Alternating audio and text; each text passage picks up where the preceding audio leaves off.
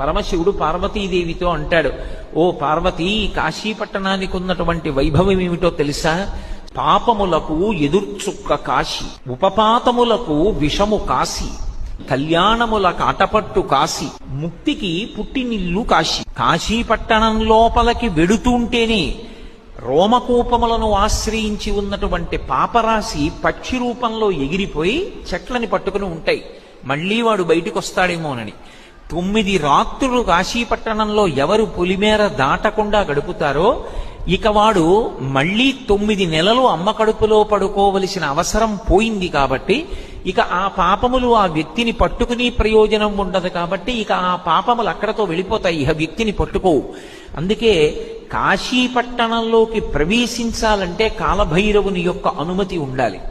అటువంటి వైభవం కలిగినటువంటి కాశీపట్టణం పాపములకు ఎదుర్చుక్క కాశీ.